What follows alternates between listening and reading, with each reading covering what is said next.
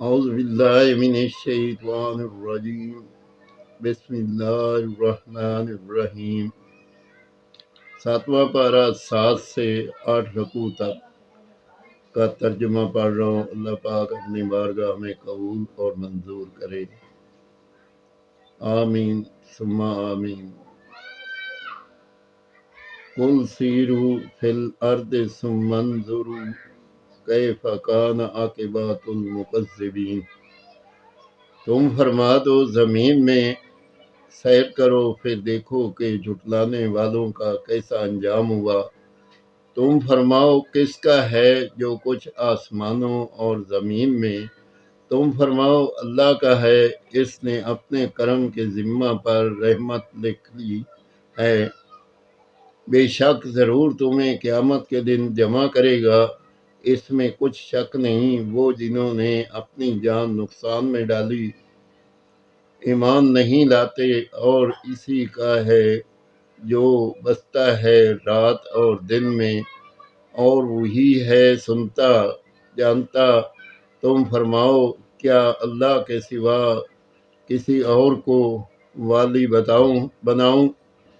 وہ اللہ جس نے آسمان اور زمین پیدا کیے،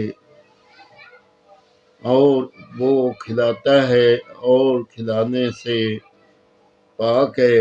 تم فرماؤ مجھے حکم ہوا ہے کہ سب سے پہلے گردن رکھو اور ہرگز شرک والوں میں سے نہ ہونا۔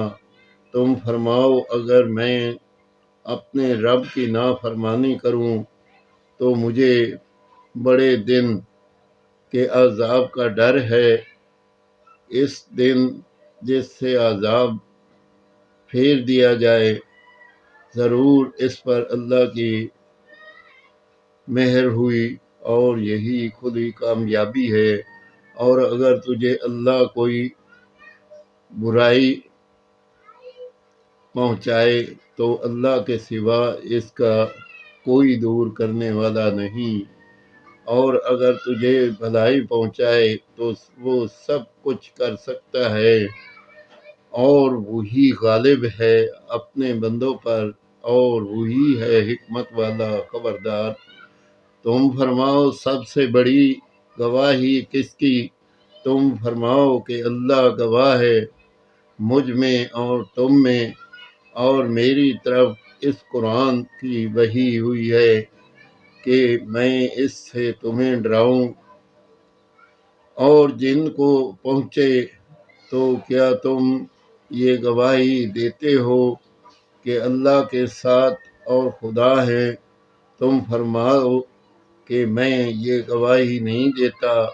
تم فرماؤ کہ وہ تو ایک ہی معبود ہے، اور میں بیزار ہوں ان سے جن کو تم شریک ٹھہراتے ہو۔ جن کو ہم نے کتاب دی اس نبی کو پہچانتے ہیں جیسا اپنے بیٹوں کو پہچانتے ہیں۔ جنہوں نے اپنی جان نقصان میں ڈالی وہ ایمان نہیں لاتے، آمین ثم آمین۔